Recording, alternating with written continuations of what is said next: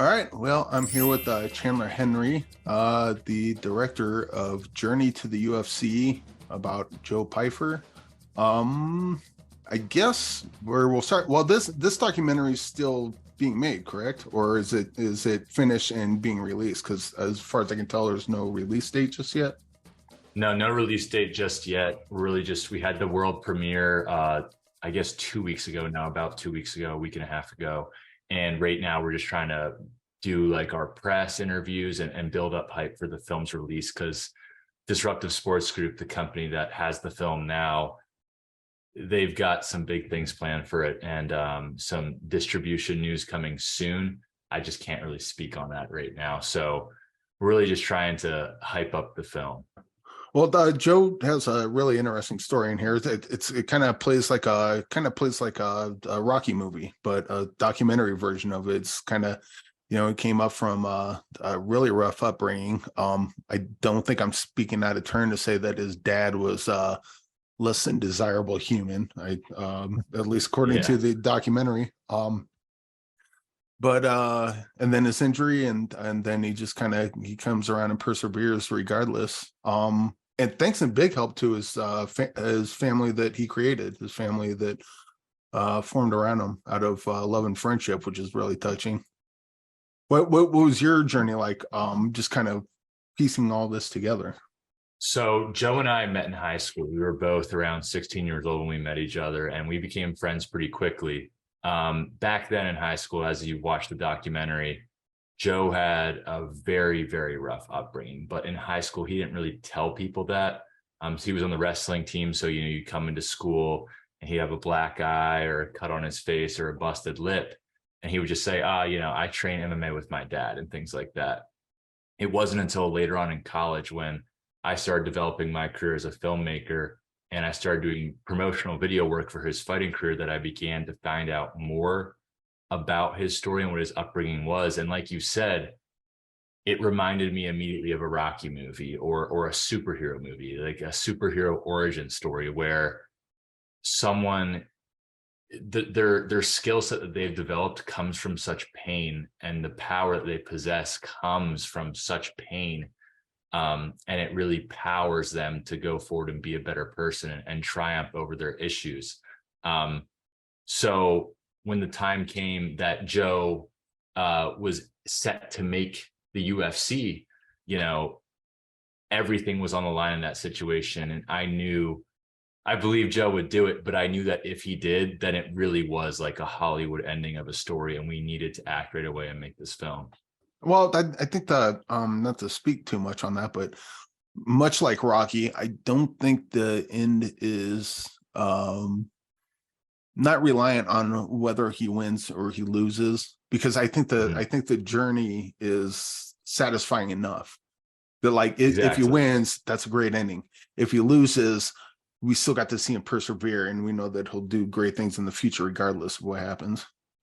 Right, exactly. And that's one of the things that I wanted to make sure to showcase with the end of the film. Once again, not to spoil too much, but the film ends on a very triumphant note, but it ends at the beginning of his career. This is just how he gets to that point.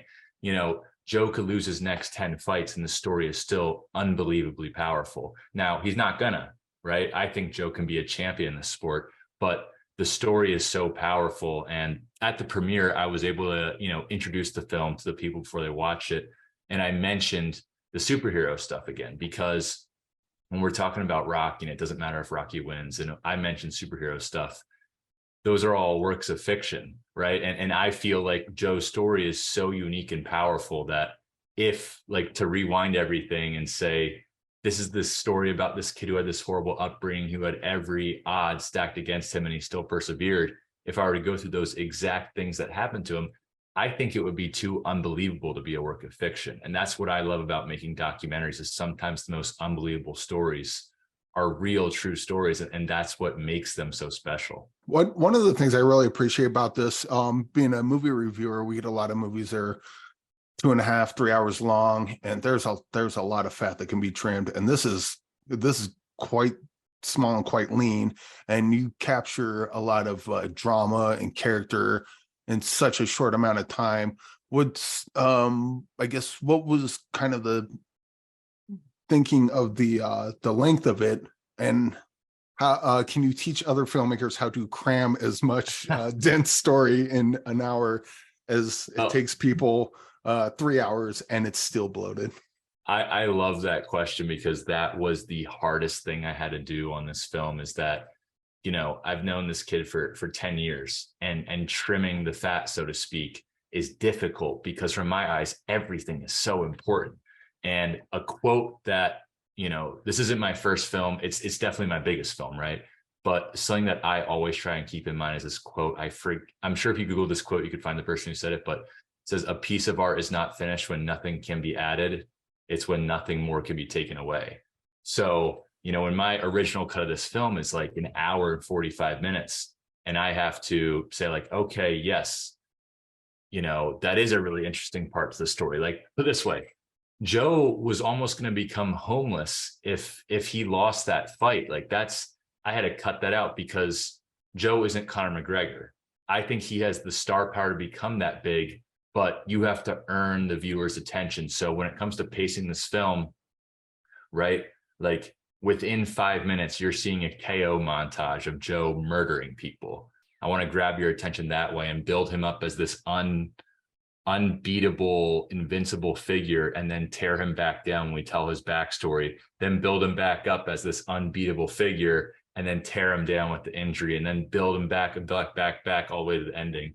So, I mean, when it comes to other filmmakers, that's the quote that I would keep in mind is you have to remove everything that isn't absolutely necessary to make sure that people stay with it and that the essence of the story is what's important, not, you know, all these little side stories. Yeah. Well, I don't know what as far as him you know, if he didn't come back, I can't imagine that he would maybe be homeless for a little bit, but I don't know what his ambitions are outside of fighting, Mm-hmm. but he doesn't seem like the type that would just kind of roll over like, oh, that's all I can do. Like No.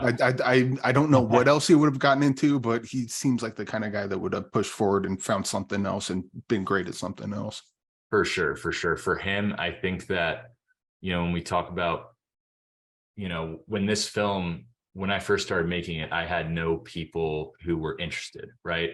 I made kind of like a pitch trailer and I sent it out to all these contacts that I knew, and I really couldn't get a bite on it. I was trying to get someone to buy a film before I made it by making trailers and stuff, because that's kind of how it works lots of the time.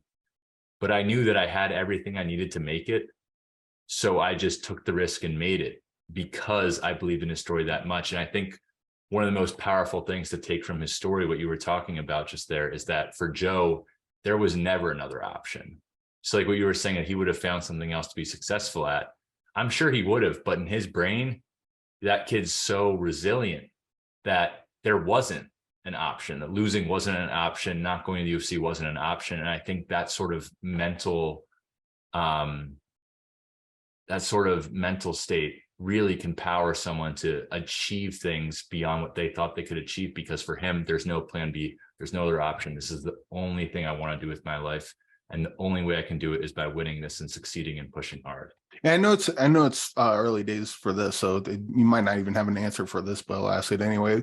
Is there any plans to go forward with Journey to the UFC, whether it be you know, Joe's story going forward, or maybe other up and coming UFC fighters that have interesting stories, maybe like a 30 for 30 or beyond the mat sort of thing?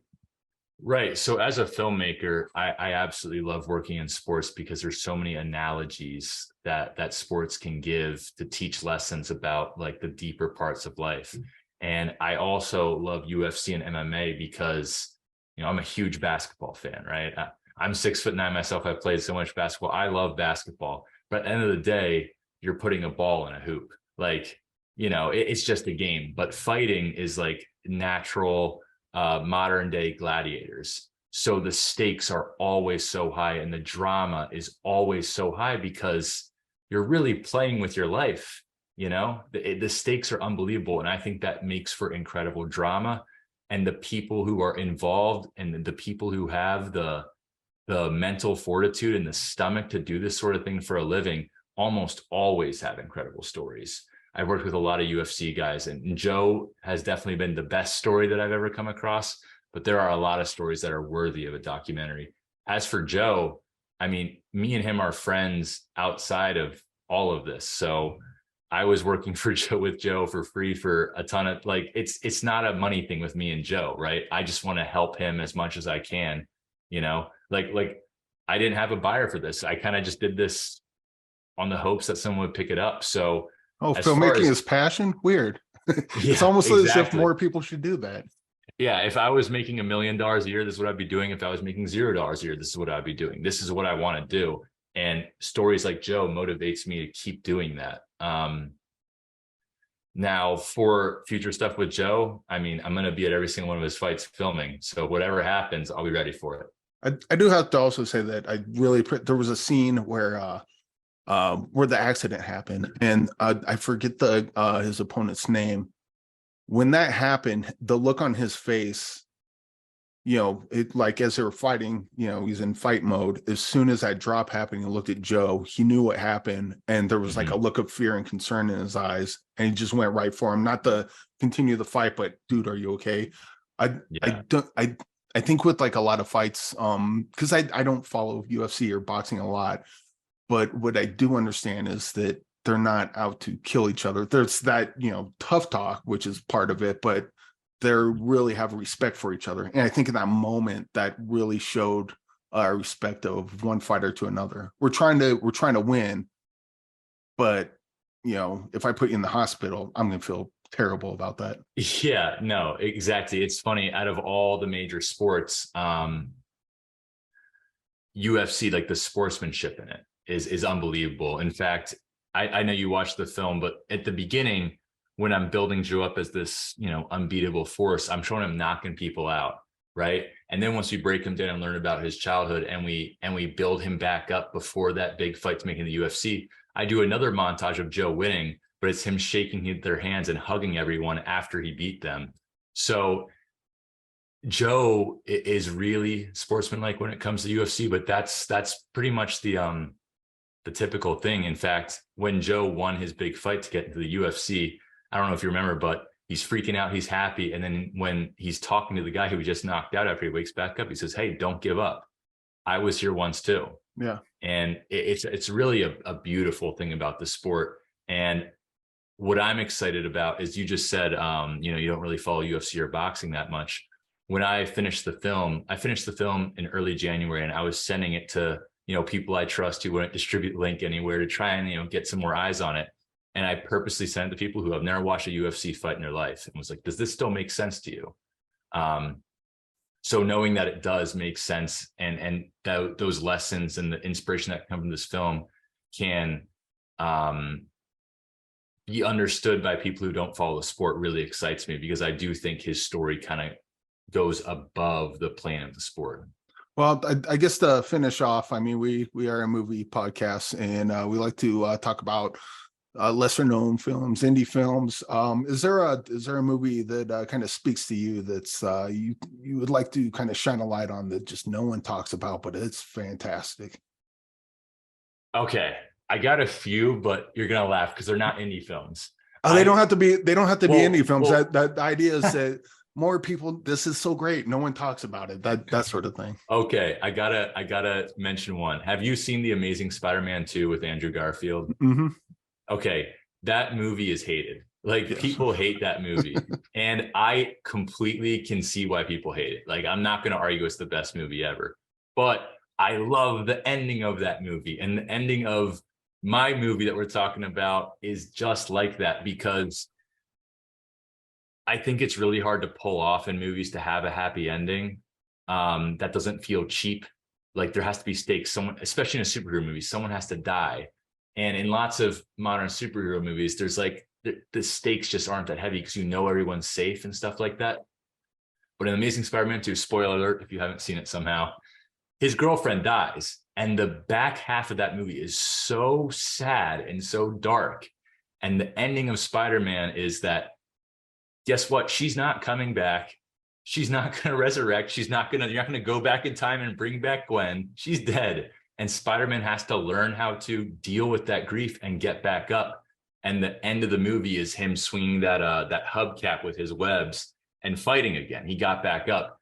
And I think like that's the essence of that movie. So I know people don't like it, but that ending I think is so beautiful. And I tried to replicate kind of that in my film, where it's like lots of the stuff with Joe's family and lots of that pain, it's not magically gone because he made the UFC. Those are still real things that he has to deal with every single day. He's a real person.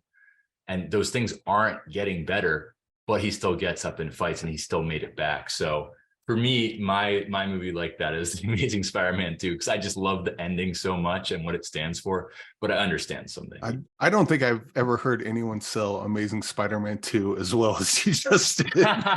It's the ending, man. It's so beautiful because the kid is dressed up like Spider-Man. And he's like, no, Spider-Man's going to come save the day. And Spider-Man's still in his room crying about his girlfriend. It's like, you still got to go be Spider-Man. You got to get back up. And I just love that it wasn't cheap. Like, she's dead. Well, you know? Sony will be sending in the check pretty soon. I hope. But let me get The Amazing Spider-Man 3. Chandler, thank you for joining me today, and I hopefully get to talk to Joe soon. If not, you know, I wish him well, because he was just completely charming, and I was rooting for him the whole way during the documentary. And I cannot wait for the documentary to come out and everyone be able to see it. Too, man. Hey, thank you for watching. I always love hearing that people watch something I made. It's like the coolest thing ever. So I appreciate you watching it, man. Thank you.